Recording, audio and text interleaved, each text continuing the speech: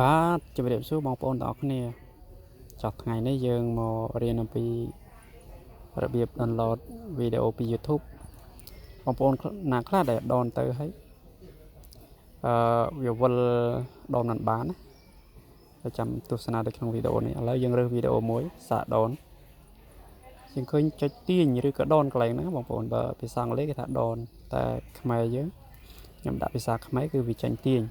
អញ្ចឹងឃើញវាវិលហ្នឹងបងប្អូនឃើញវិលហ្នឹងហើយវាវិលអញ្ចឹងណាតោះឥឡូវយើងចេញសិនយើងចាក់ចេញសិនទៅបាទយើងចុចវីដេអូចេញចាំតិចតោះមកយើងទៅរក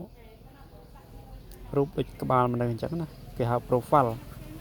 របស់យើងតោះមកយើងចុចកង់ចាក់យើង scroll មកក្រោមបាទចាំតិចយើង scroll មកក្រោមហើយអស់មកនេះឃើញពាក្យទាញណាខ្ញុំចុចទាញតោះមកវាចេញដូចបិទដាក់កន្លែងបៃតងហ្នឹងកន្លែងទាញហ្នឹងតាម Wi-Fi ហ្នឹងយើងបិទតោះមកយើងចុចពណ៌បៃតងហ្នឹងមើលហ្នឹងបាទយើងចុចបិទអស់ហើយឃើញវាបិទអស់ហើយមកជួរហ្នឹងអញ្ចឹងយើងថយមកវិញបងប្អូនថយមកបាទតោះមកយើងទៅរកវីដេអូដែលយើងចង់ដូនវិញនៅក្នុង YouTube នេះវីដេអូបាទ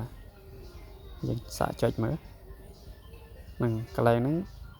កំពុងទាញអញ្ចឹងមានថាយើងដូនតែដូនអត់បានគឺមានថាកន្លែងហ្នឹងវាចេញទាញឬក៏ដូនបងប្អូនអាស្រ័យលើបងប្អូនដាក់ភាសាខ្មែរឬក៏ភាសាអង់គ្លេសឃើញបានទេលឿនហ្នឹងហើយអរគុណច្រើនបងប្អូនវីដេអូមានតែប៉ុណ្ណឹងអរគុណ